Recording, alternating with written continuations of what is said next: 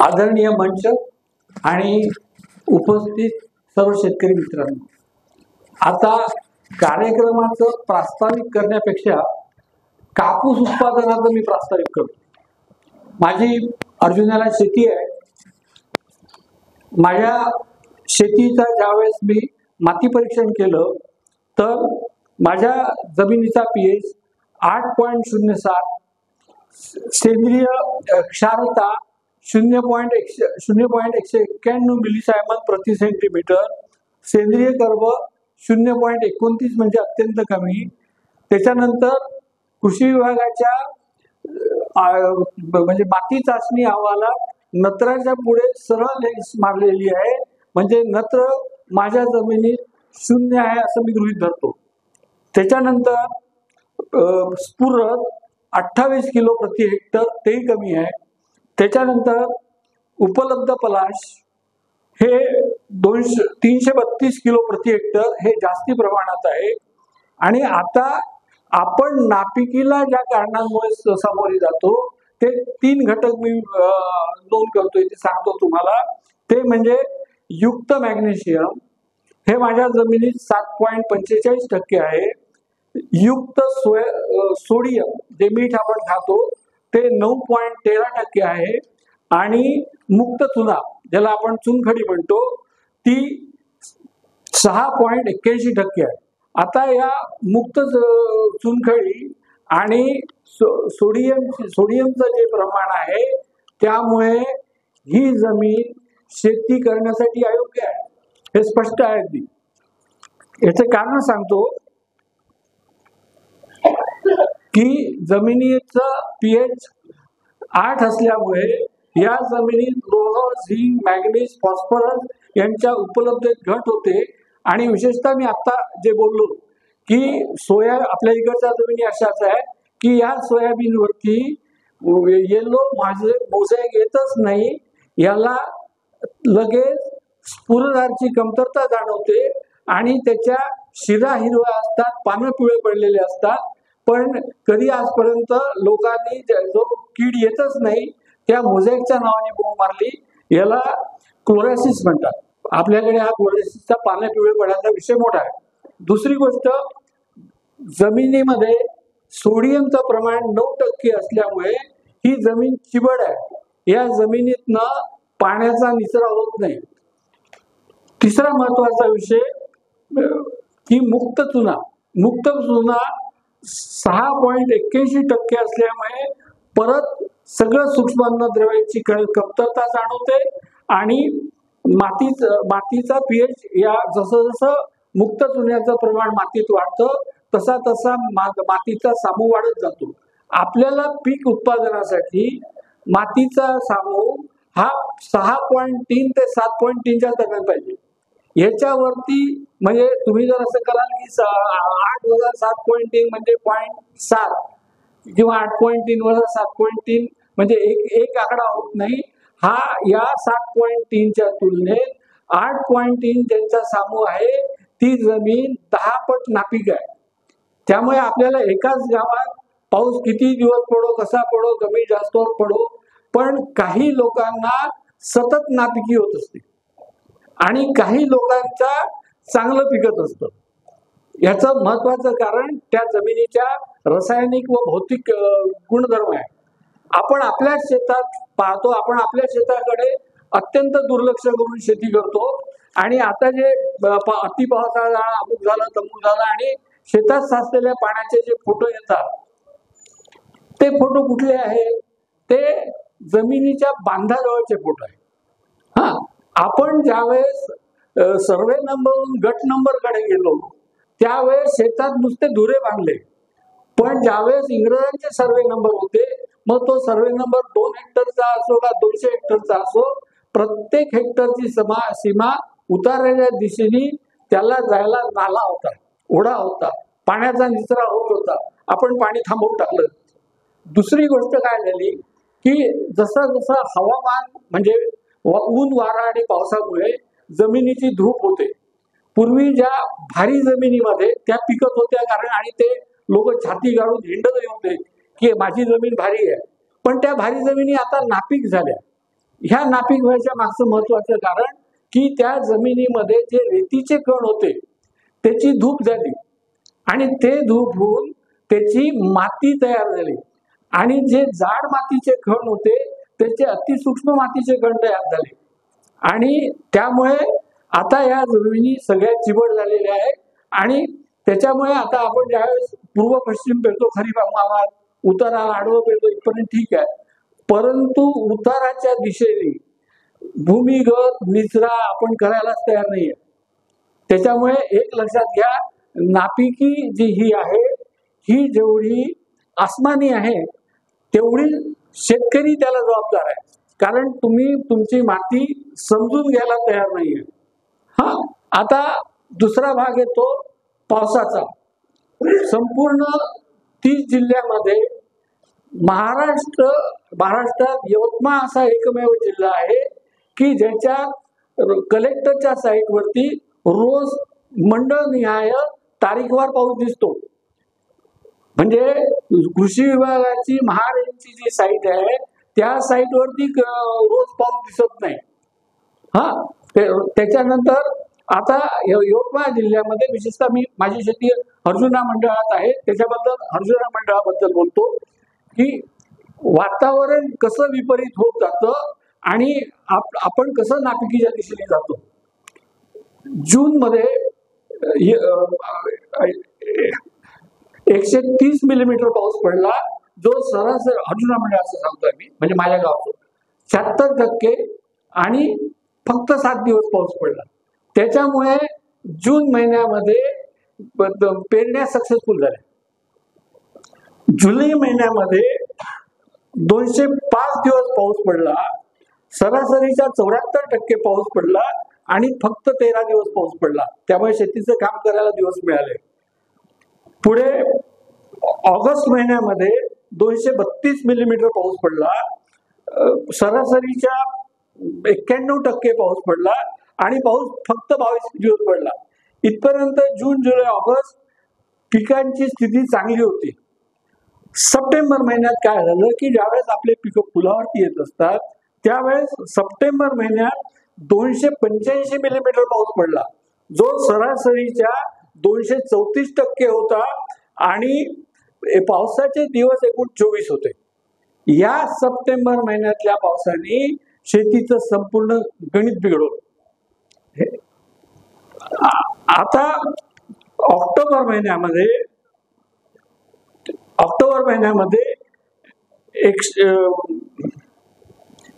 61 millimetre पाऊस पडला, जो सरासरीच्या 110% होता, पण 3च दिवसात हा ऑक्टोबर महिन्यात पाऊस पडला. म्हणजे रोजचा 20 ते 25 मिलीमीटर पाऊस पडला एका दिवसात. म्हणजे ही अतिवृष्टी झाली. त्याच्यानंतर नोव्हेंबर महिन्यात म्हणजे आजच्या 7 नोव्हेंबर पर्यंत हा डाटा यवतमाळ जिल्ह्या व्यतिरिक्त कुठल्याही जिल्ह्यात उपलब्ध नाही आहे. माझ्या मंडळात नोव्हेंबर महिन्यात एकही दिवस पाऊस पडला नाही आहे.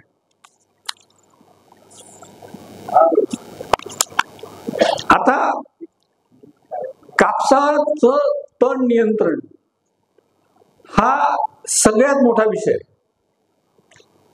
याचं महत्वाचं कारण असं आहे की आपल्याकडे जी तणनाशक उपलब्ध आहे ती तण उगवण पूर्व आणि उगवण पश्चात ही प्री आणि पोस्ट इमर्जंट तणनाशक आहेत, जी निवडक गटातली येतात. आता या निवडक गटातल्या तणनाशकांची भानगड अशी आहे की ही तणनाशके एकूण तणांपैकी 50 ते 60% तणांचं नियंत्रण करतात. म्हणजे हे तणनाशक वापरल्यानंतर शेतकरी डबल खर्चात जातो, त्याला निंदणी करावं लागतं. त्याच्यानंतर सगळ्यात महत्वाचा प्रश्न जो कृषी विभागाने का दुर्लक्षित केलेला आहे हे मला माहित नाहीये. आपण पीक असो किंवा तण असो याच्या दिनमानाकडे दुर्लक्ष करतो. आपल्याकडे सूर्याची जी नक्षत्र आहे म्हणजे मृगापासून तर शेवटी चित्रापर्यंत ह्या प्रत्येक नक्षत्रामध्ये दिवस उगवणीपासून दिवस मावळेपर्यंत कालावधी हा रोज बदलत असतो. आज जो दिनमान म्हणजे दिवसाच्या तासांचा जो कालावधी आहे तो उद्या नसतो. आता ह्या कालावधीमध्ये काय होतं की जरी जून मध्ये पाऊस चांगला पडला असेल, जुलैमध्ये जरी पाऊस पडला असेल, तरी आपल्याकडे शेतकऱ्यांना हा अनुभव आहे की नक्षत्र बदललं की तत बदललं. हा, त्याच्यामुळे त्या शेतकऱ्याला 4-4, 5-5 वेळा दर नक्षत्रात निंदन करावं लागतं. आता हे निंदन करणं आणि एकूण पावसाचे दिवस पाहता हे अशक्य कोटीतली गोष्ट आहे. त्याच्यामुळे त्याला एसटीबीटी देणं कर्मपाप्त आहे. त्याच्यामुळे सगळ्यात आधी कृषी विभागाने, ज्याला इंग्रजीत फोटोपिरियोडिझम म्हणतात, हा, आणि फोटोपिरियोडिझमचं मी लहान उदाहरण देतो की सोयाबीन हे प्रकाशाला सगळ्यात जास्त संवेदनशील पीक आहे, म्हणून सोयाबीन रबीत होत नाही. दुसरी गोष्ट, सोयाबीन ज्या शेतात लावलेलं आहे त्या शेतामध्ये आपण ट्यूबलाईट जर लावला असेल तर ट्यूबलाईटचा उजेड जिथपर्यंत जातो तिथपर्यंत त्या सोयाबीनला फुलं येतच नाही. हा सगळ्यात मोठी सोयाबीनची भानगड आहे. आता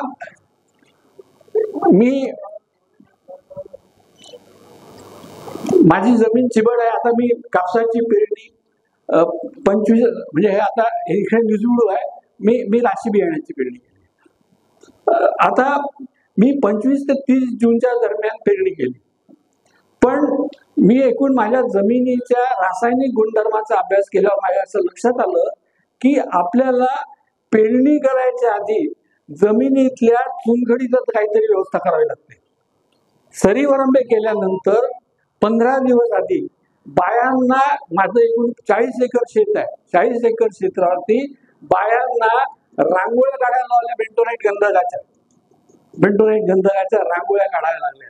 त्याच्यामुळे काय झालं की ती जी मूळ क्षेत्र होतं किंवा जिथे बियाणं उगवत होतं, ह्या 15-20 दिवसामध्ये त्याच्यातल्या सोडियम आणि विशेषतः चुनखडी, या चुनखडीचं रूपांतर जिप्सम मध्ये झालं आणि CO3 हा भाग आहे तो हवेत उडून गेला. त्याच्यामुळे पिकाचा जो कोंब आहे तो जोमदार आला. त्याच्यानंतर सगळ्यात महत्वाचा विषय आहे जो विशेषतः आपल्या बियाणे कंपन्यांच्या समोर मी बोलतो की आपल्या इथे बीज प्रक्रिया हा अत्यंत, म्हणजे बियाणे उत्पादक कंपन्यांनी अत्यंत दुर्लक्षित केलेला विषय आहे. त्याच्यामुळे आता आपण कापसाला गावचू लावून येतो, बरोबर आहे. आता गावचू लावून येतो तर आपल्याकडे चुकीच्या प्रमाणात हे बियाणे कंपनीवाले गावचू घेतात प्रति किलो. मुळात बायरनी प्रति किलो गावचू घ्या असं सांगितलेलंच नाहीये. बायरनी कोणतंही बियाणं असेल, मग ते सरकीचं असो की कापसाचं असो, प्रत्येक बियाण्याला 0.5 मिलीग्रॅम हे गावचू लागायलाच पाहिजे. हा महत्वाचा विषय आहे. आता यंदा मी जे राशीचं बियाणं लावलं त्याच्यामध्ये 100 ग्रॅम म्हणजे प्रति किलो बियाण्याचं मी तुम्हाला वजन सांगतो.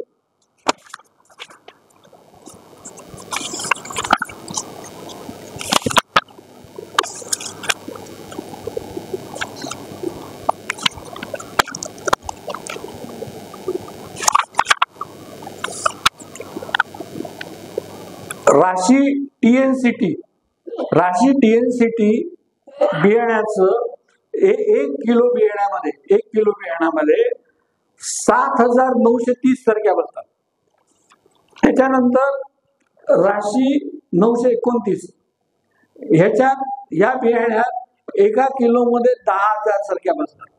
मग ज्यावेळेस तुम्ही किलो प्रमाणे ते गावचू लावायला जातात त्यावेळेस कदाचित एखाद वेळेस या 7,000 जिथे बिया आहे तिथे एक्सेस लागलेलं असतं, पण जिथे 10,000 बिया आहे तिथे ते कमी प्रमाणात लागतं. आणि हे कमी प्रमाणात लागतं याचा हा अनुभव आम्हाला रोज वारंवार येतो. म्हणून गावचू सीड ट्रीटमेंट केल्यानंतर आमच्या पाठीवरती 45 दिवस पंप येता कामा नये, तिथे आमच्या पाठीवरती 15व्या दिवशी पंप येतो. दुसरी गोष्ट, या सगळ्या बियाणे कंपन्यांना हे माहिती आहे की कापूस पावसाळ्यात घ्यायला जातो आणि पावसाळ्यामध्ये जमीन चिबळते, मर रोग येतं. पण ह्या लोकांनी अजूनही बियाण्याला फंजिसाइडची ट्रीटमेंट केलेली नाही आहे आणि ते रेकमेंडही करत नाही. तर या सगळ्या गोळाचा अभ्यास केल्यानंतर मग मी आता स्वतः बियाण्याला सीड ट्रीटमेंट करतो. त्याच्यासाठी थायोमिडॉक्झाल 1 किलो बियाण्याला 10 मिली आणि थायरम प्लस अजून एक औषध आहे ते 10 मिली फंजिसाइड आहे ते वापरतो. त्याच्यामुळे मला तिसरी गोष्ट सगळ्यात महत्वाची आणि जी फुकटात होते ज्याच्याकडे शेतकरी लक्ष देत नाही, माझा कापूस ज्या दिवशी ताशी लागतो त्या दिवशी कापसाच्या एका एकरमध्ये 20 पिवळे चिकट सापळे आणि 5 निळे चिकट सापळे लावतो. त्याच्यामुळे माझा कापूस फवारणीला मी एकदाच केली आहे, ती म्हणजे कापूस लावल्यानंतर 1.5 महिने. त्याच्यामुळे माझा कापूस फवारणीचा खर्च हा संपून गेला.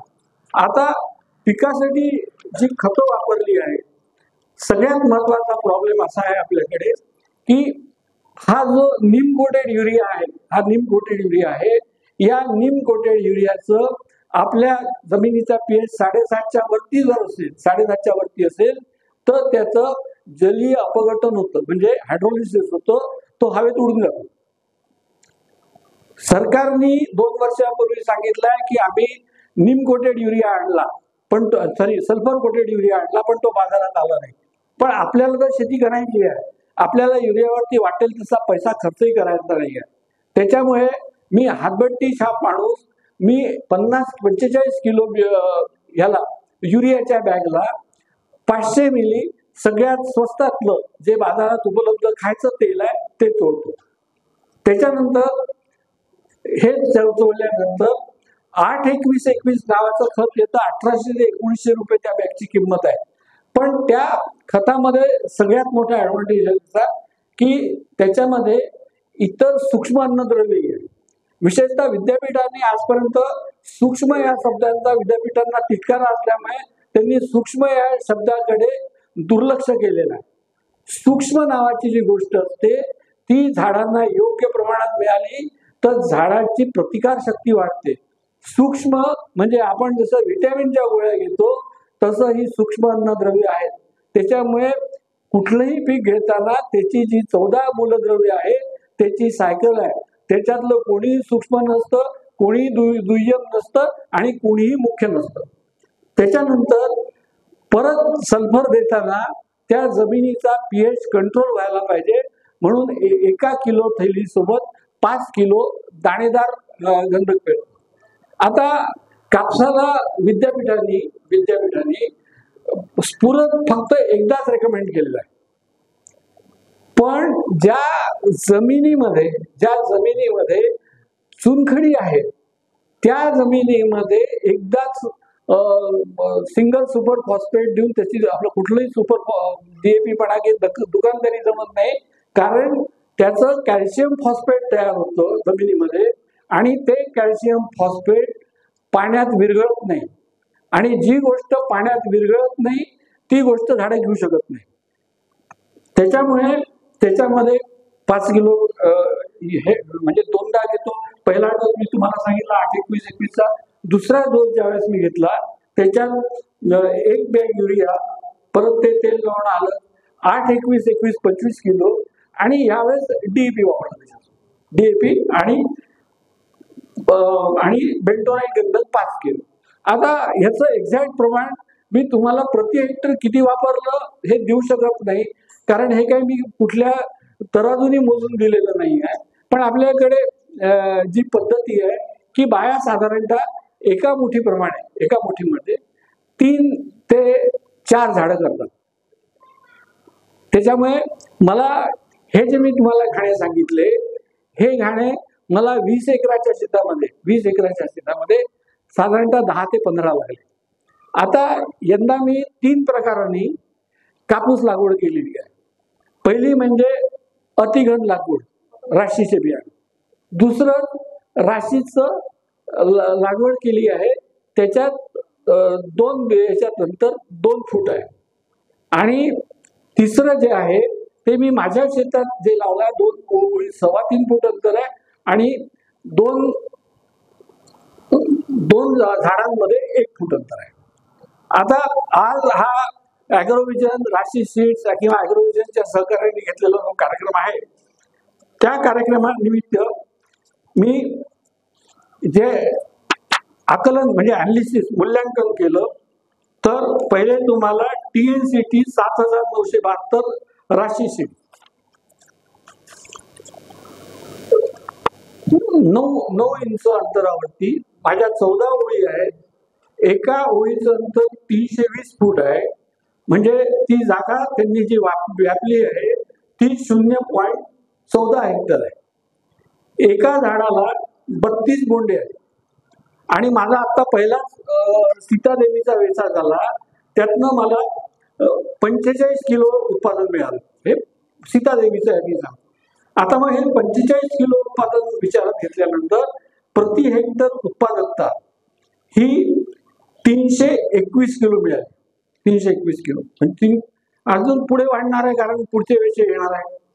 त्याच्यात बोंडाचं वजन जे मिळालं, बोंडाचं वजन हे एकूण पूर्ण बोंडाचं वजन 5 ग्रॅम मिळालं दोन्ही याच्यात, कारण त्या बोंडाच्या वजनात काही फरक नाही आहे. त्याच्यानंतर एका बोंडात 28 सरक्या मिळाल्या.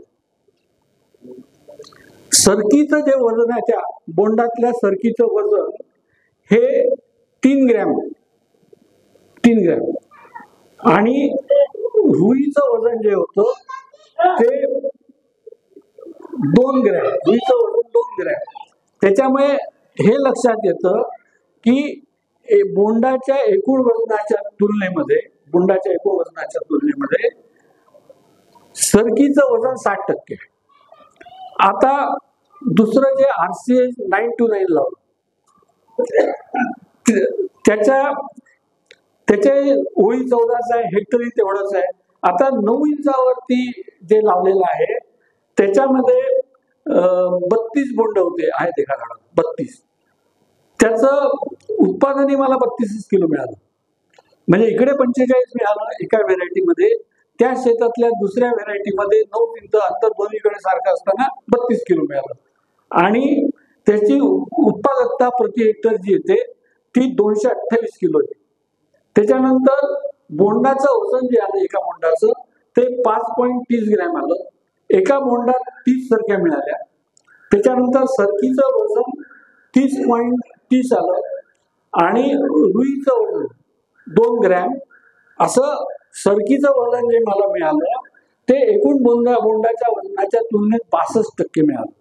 आता मी त्याच्यानंतर माझं बहुतेक क्षेत्र हे तर 1.5 हेक्टर मध्ये हे ॲग्रोव्हिजन आटोपलं, पण मी 40 हेक्टर एकर क्षेत्रावरती कापूस लावलेला आहे.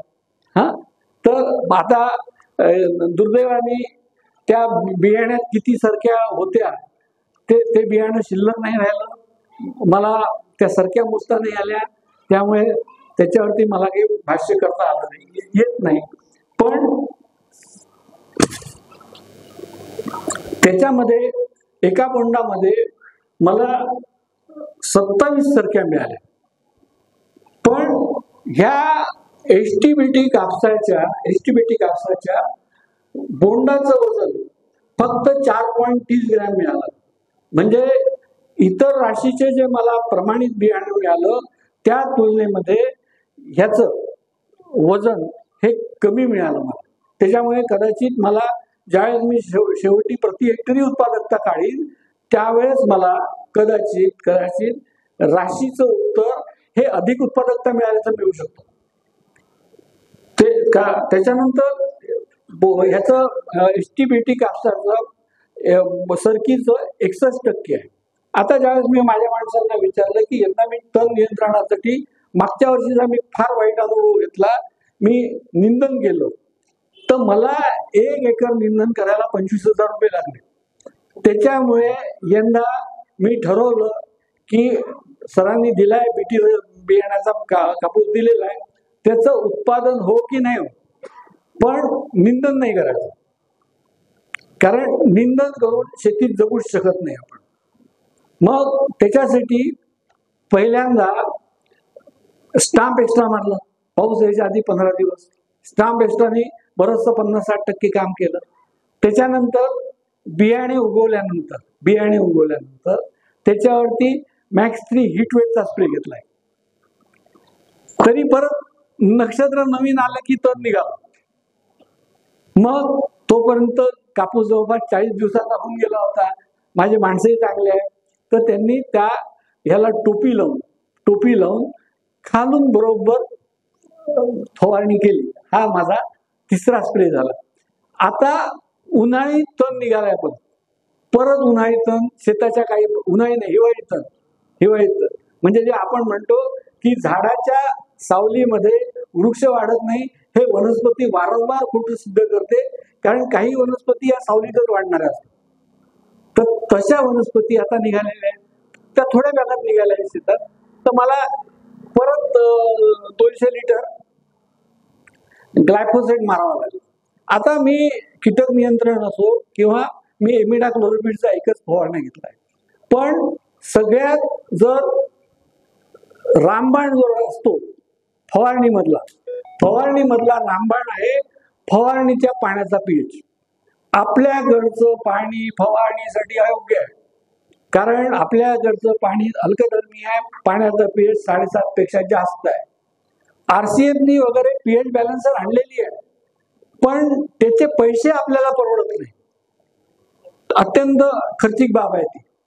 म्हणून काय केलं की आपण हे औषध म्हणजे कृषी केंद्रात मिळत नाही, किराणा मालाच्या दुकानात मिळतं. आपण खातोय रोज.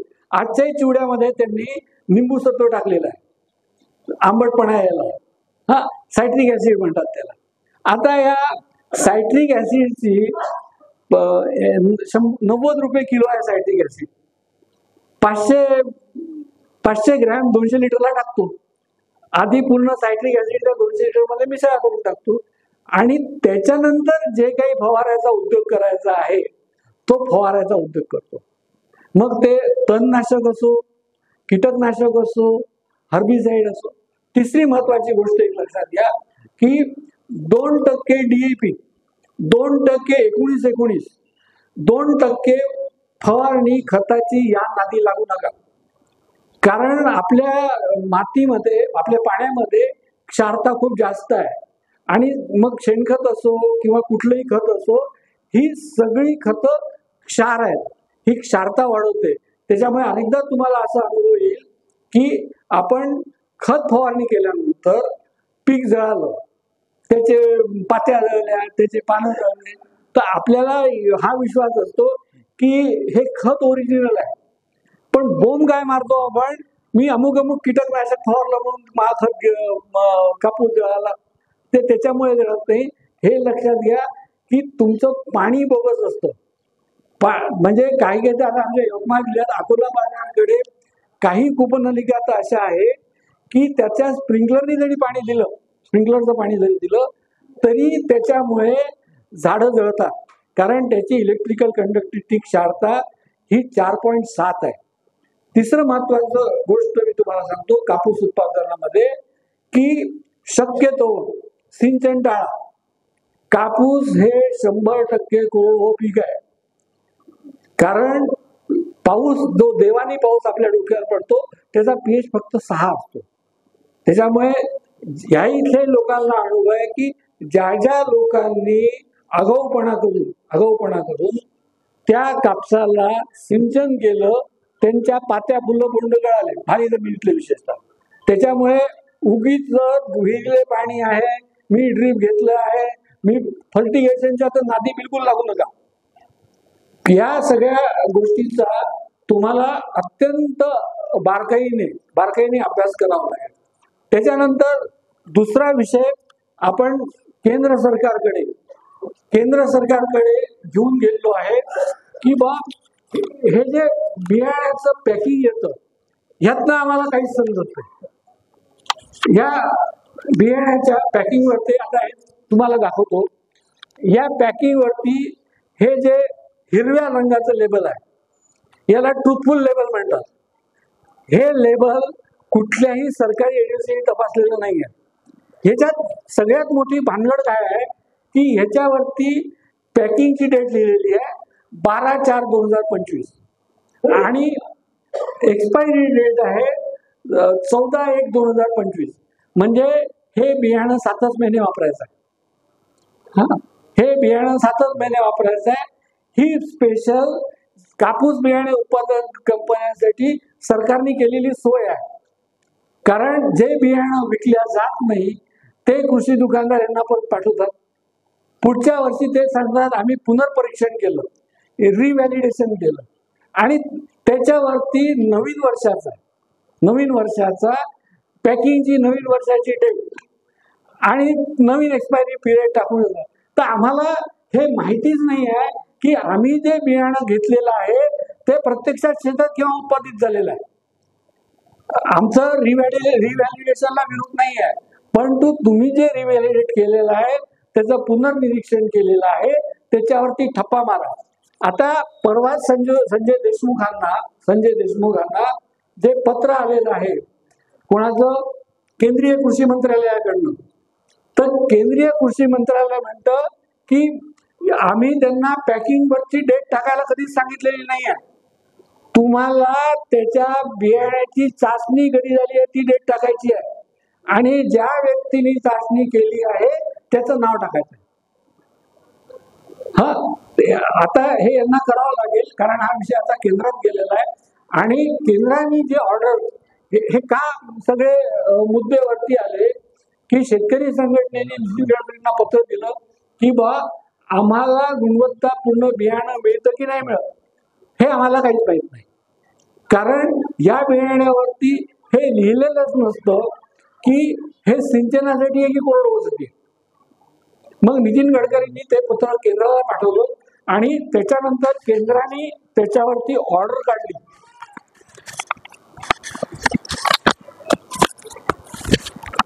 ऑर्डर केंद्राने काढली आहे 17 जानेवारी 2025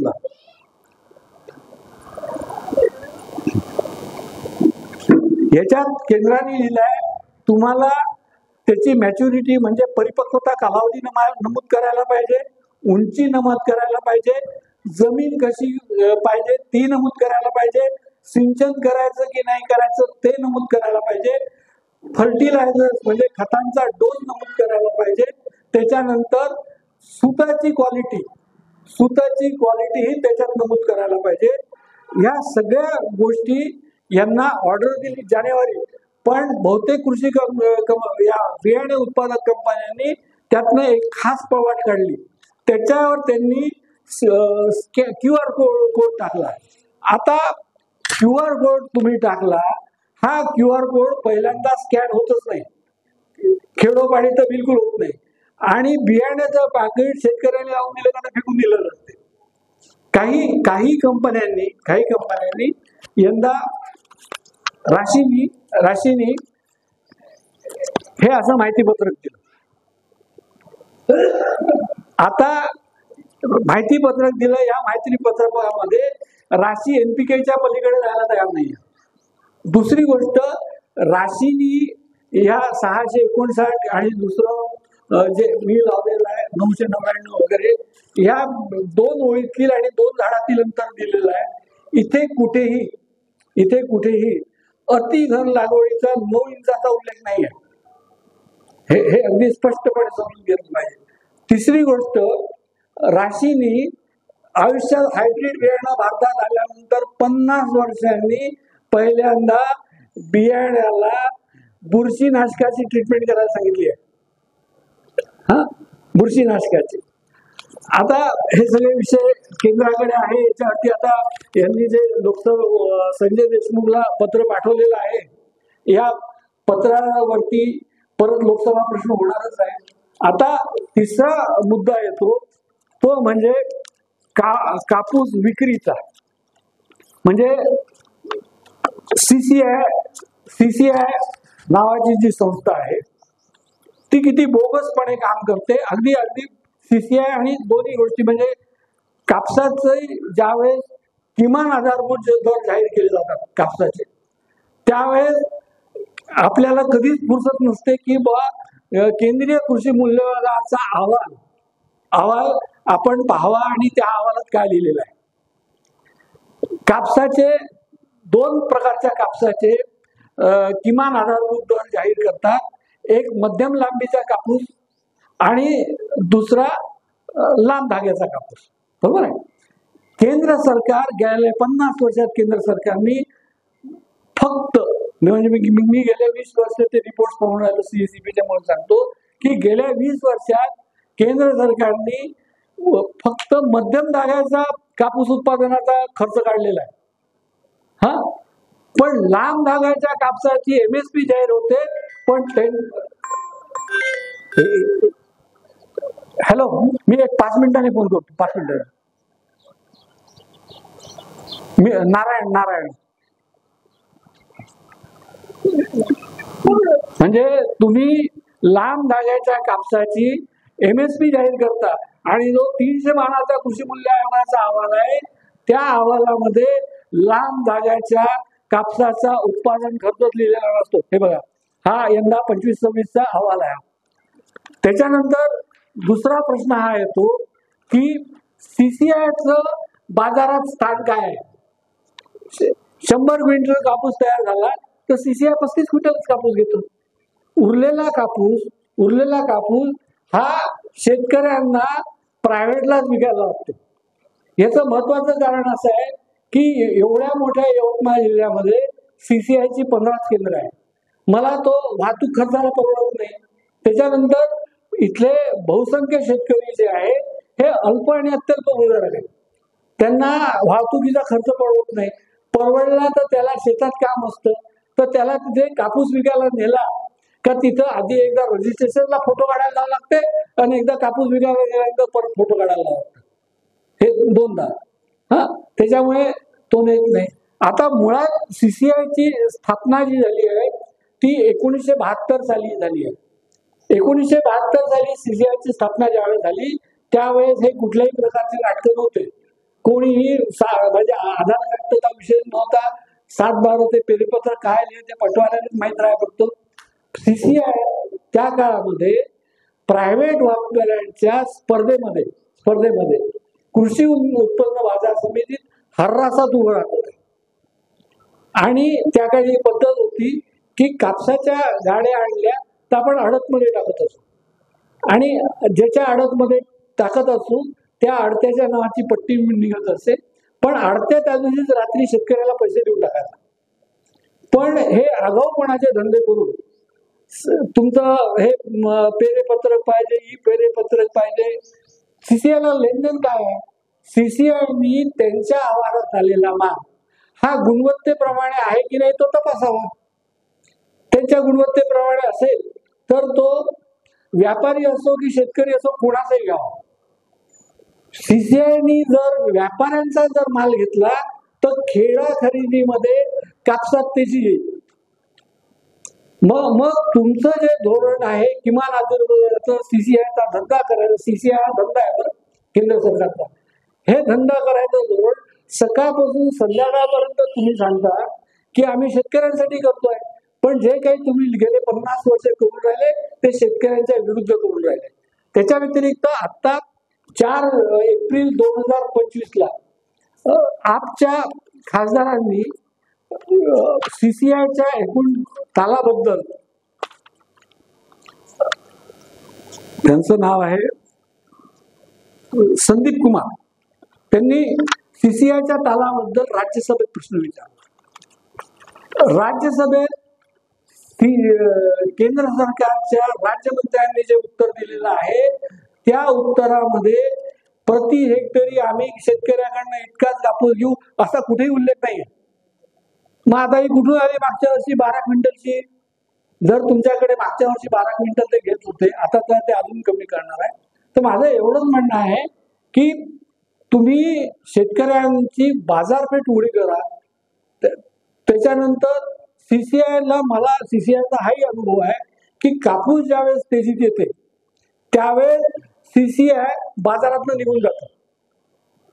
कुठलाही रूल नाही आहे की CCIनी फक्त किमान आधारभूत दरानेच माल घेतला पाहिजे. CCI जर तिथे ठामे ठोकपणे जर उभं राहिलं तर अजून कापसात तेजी वाढू शकते. मग CCI का उभं राहत नाही. मग ह्या ज्या CCI सारख्या ऑर्गनायझेशन्स आहे ज्यांचा उद्देश शेतकऱ्यांच्या विरुद्ध आहे त्या चालवायच्या कशा हवं? त्याच्यापेक्षा इंग्रजांच्या काही लोक अडत्यांना देत होते, फसवणूक होत नव्हती. या सगळ्या गोष्टी आता मी संजीव भाऊंना पत्र लिहिले जवळपास याच्यावरती CCIच्या वर्किंग वरती. आता ते लोकसभेत प्रश्न पाठवणार आहे, मी सरांनाही दिल्या ते वाचायला. आणि ही खताचा जो प्रश्न निघाला, खताच्या सॉल्ट इंडेक्सचा आणि कॅल्शियम कार्बोनेट इक्विव्हॅलंटचा, हा प्रश्न संजीव भाऊंच्या मार्फत आपण लोकसभेत विचारलेला आहे. लोकसभेत त्यांनी मान्य केलं आहे की हा अत्यंत महत्वाचा घटक आहे. चला ठेवतो मी, पुढे परत बोलू. पण एक लक्षात घ्या की सरकारचं धोरण स्वातंत्र्यानंतर कायम शेतकरी विरोधी राहिलेलं आहे, कोणत्याही पक्षात.